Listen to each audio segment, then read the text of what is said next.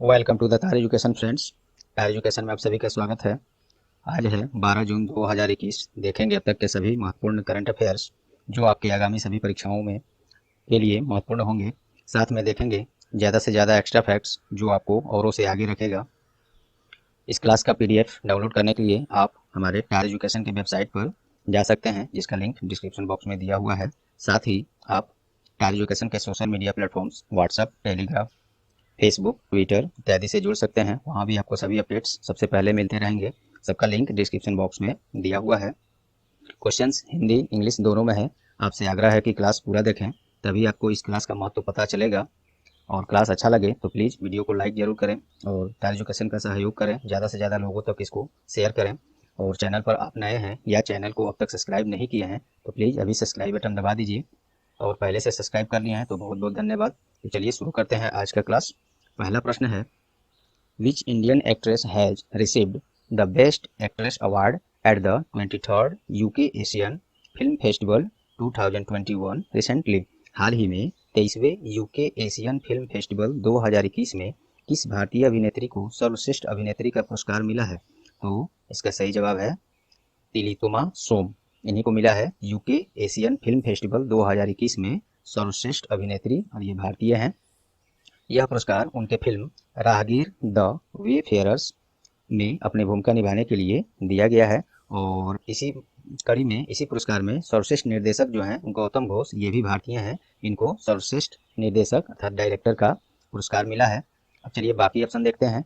लक्ष्मी देवी, ये भी हाल ही में न्यूज में रही हैं। इनको हाल ही में 54वें ह्यूस्टन इंटरनेशनल फिल्म फेस्टिवल में गोल्ड रेमी अवार्ड इनको प्राप्त हुआ है, इसलिए न्यूज में रही हैं। ये 1-2 रोज पहले की बात है। रिया चक्रवर्ती, इनको भी the times 50 most desirable woman 2020 की सूची में शीर्ष स्थान प्राप्त हुआ है। वही रिया चक्रवर्ती जो सुशांत सिंह राजपूत से केस में रिलेटेड हैं ये।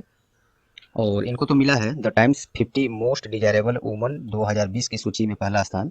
और वुमेन वाले सूची में ये हैं, और पुरुष वाले सूची में इसी में सुशांत सिंह राजपूत को, स्वर्गीय सुशांत सिंह राजपूत को पहला स्थान प्राप्त हुआ है। ये भी ध्यान रखेंगे। एंड्रिया मेजा, ये काफ़ी इंपॉर्टेंट है। इनको हाल ही में 69वां मिस यूनिवर्स 2020 का खिताब इनको मिला है, एंड्रिया मेजा को। और ये कहाँ की हैं? तो ये मैक्सिको की हैं। और इसी में 69वां मिस यूनिवर्स 2020 जो है, इनको तो मिला है एंड्रिया मेजा को। भारत की तरफ से इसमें उनका नाम है क्वाड्रोस कैसलिनो। इनको चौथा स्थान हासिल हुआ था। तो ये रहा इस क्वेश्चन से इतने फैक्ट्स। आपको जानकारी में अच्छी लगी होगी ये सब। चलिए अगला प्रश्न देखते हैं। हाल ही में किस राज्य ने वर्ग 1 से 12 तक के विद्यार्थियों के लिए फ्री ऑनलाइन क्लास कराने के लिए दूरदर्शन के साथ समझौता किया है? तो वो झारखंड ने समझौता किया है दूरदर्शन के साथ। तो झारखंड के बारे में पहले देख लेते हैं। राजधानी रांची, मुख्यमंत्री हेमंत सोरेन, और गवर्नर वहाँ कौन है? राज्यपाल द्रौपदी मुर्मू। अब चलिए बाकी ऑप्शन देख लेते हैं। हरियाणा क्यों हाल ही में न्यूज में रहा है? तो ये हरियाणा राज्य भी किसी से अभी एग्रीमेंट किया है कुछ दिन पहले। स्किल डेवलपमेंट और टूरिज्म तथा डेयरी सेक्टर में विकास के लिए स्विट्जरलैंड के साथ हरियाणा समझौता किया है, इसलिए न्यूज में रहा है। उड़ीसा, ये इंडियन ऑयल कॉरपोरेशन लिमिटेड के साथ समझौता किया है पारादीप प्लास्टिक पार्क को विकसित करने के लिए, इसलिए न्यूज में रहा है। उत्तराखंड में जो एक धाम है बद्रीनाथ धाम, उसको स्पिरिचुअल स्मार्ट हिल टाउन बनाने के लिए उत्तराखंड सरकार, जो अपने देश में दिग्गज गैस, तेल और गैस कंपनियां हैं जैसे Indian oil, ONGC, BPCL, HPCL और गेल, इससे इन सभी के साथ समझौता किया है उत्तराखंड सरकार ने। इसलिए तो बद्रीनाथ धाम जो है उत्तराखंड में, उसको स्पिरिचुअल स्मार्ट हिल टाउन बनाने के लिए। ये इतने सारे फैक्ट्स इसमें रहे आपके लिए। चलिए अगला क्वेश्चन देखते हैं। हाल ही में जारी एक रिपोर्ट के अनुसार बिटकॉइन निवेश 2020 में किस देश ने प्रथम स्थान हासिल किया है? तो इसमें किया है यूनाइटेड स्टेट्स। तो बिटकॉइन निवेश में ये पहला स्थान है USA। इसमें भारत, 25 देशों की सूची निकाली गई थी, इसमें भारत जो है 18वें स्थान पर है। अब चलिए बाकी ऑप्शन देख लेते हैं। अल सल्वाडोर, ये क्यों न्यूज में रहा है हाल ही में?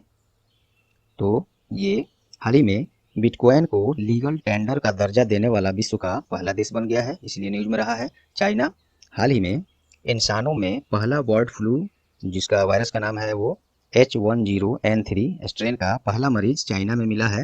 पहले तो है ये चिड़ियों में, मुर्गा में ये सब होता था, लेकिन इंसानों में पहला केस ये पाया गया है चाइना के एक मरीज में, तो इसलिए न्यूज में रहा है। पुर्तगाल क्यों न्यूज में रहा है? तो ये विश्व का सबसे लंबा पैदल यात्री पुल का निर्माण पुर्तगाल में हुआ है। काफी वेरी इंपॉर्टेंट ये पॉइंट है। विश्व का सबसे लंबा पैदल यात्री पुल का निर्माण पुर्तगाल में हुआ है। तो चलिए नेक्स्ट देखते हैं। हाल ही में नाइट फ्रैंक द्वारा जारी ग्लोबल हाउस प्राइस इंडेक्स में भारत का रैंक क्या है? तो इसका सही जवाब है 55, 55th। Global house price index में भारत का स्थान 55वां है। और इस सूची में तुर्की लगातार 5वीं बार पहले स्थान पर रहा है। कौन? तुर्की। और इसी सूची में स्पेन जो है सबसे नीचे नीचे पायदान पर है, सबसे नीचे है। चलिए बाकी ऑप्शन देखते हैं। ये सब काफी इंपोर्टेंट ये रैंक है, ध्यान दीजिएगा इस पर।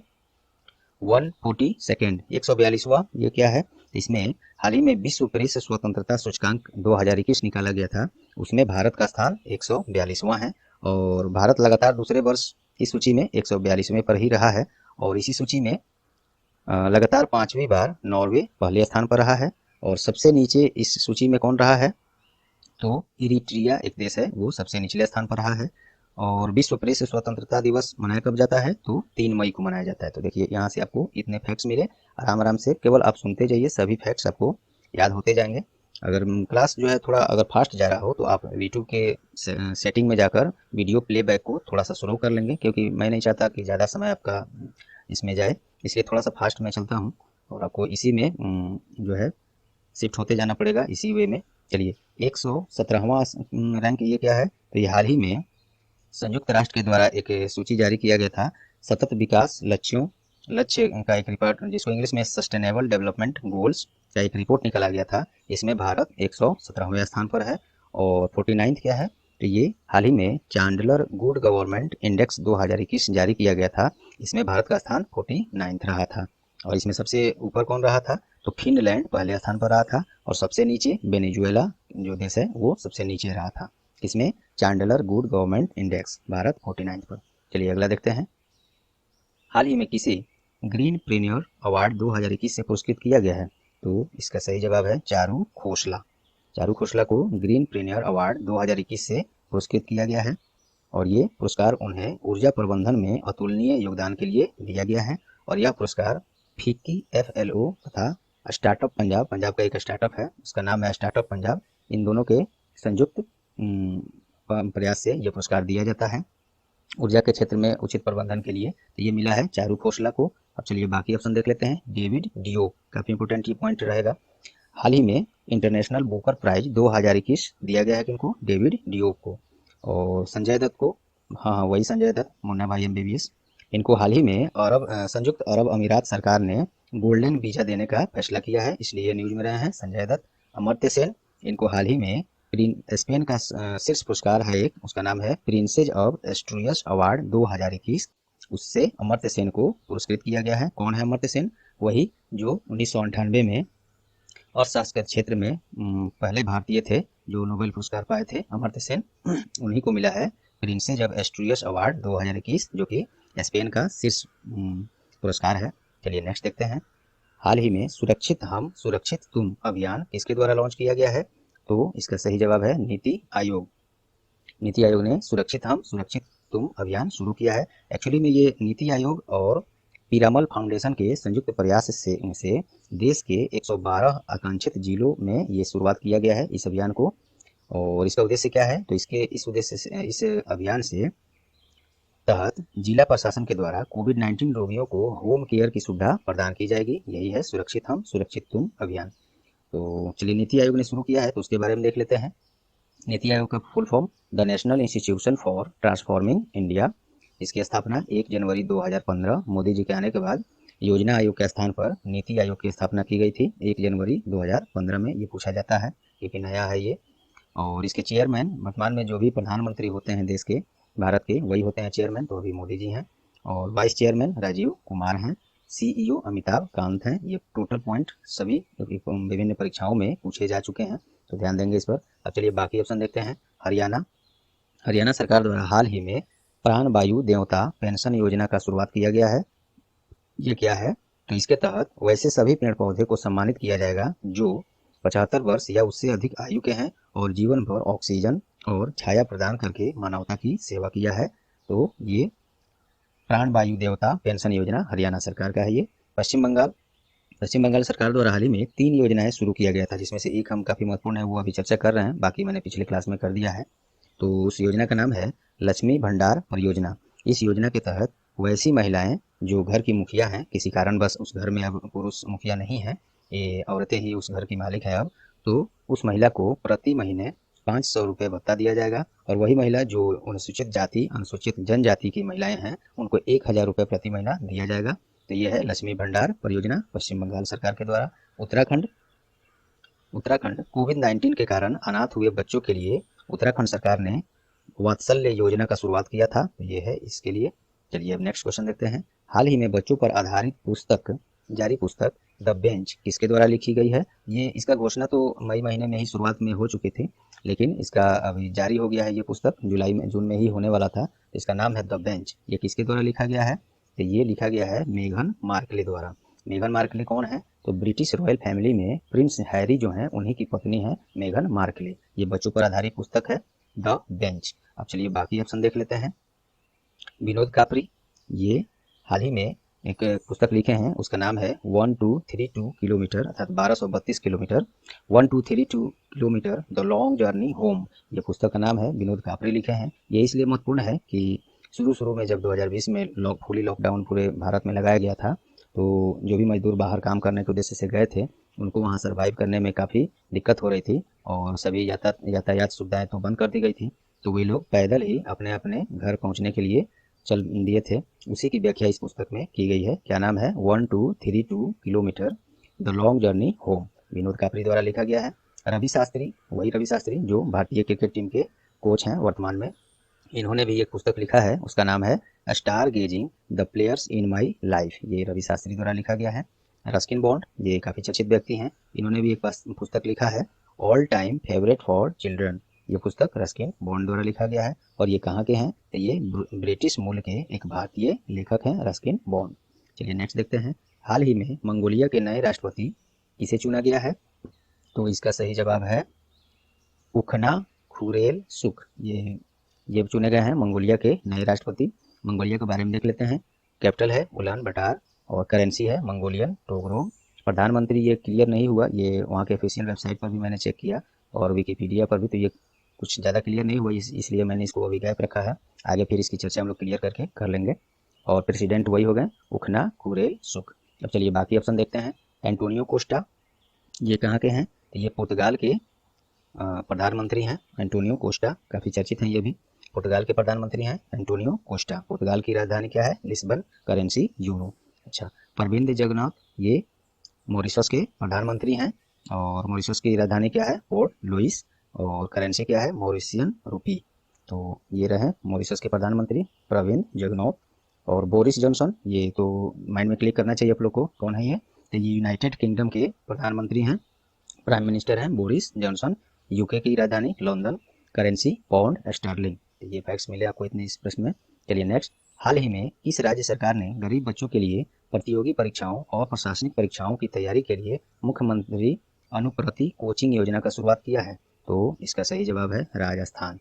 राजस्थान सरकार द्वारा मुख्यमंत्री अनुप्रति कोचिंग योजना शुरू किया गया है। राजस्थान की राजधानी जयपुर। मुख्यमंत्री अशोक गहलोत। गवर्नर कलराज मिश्रा।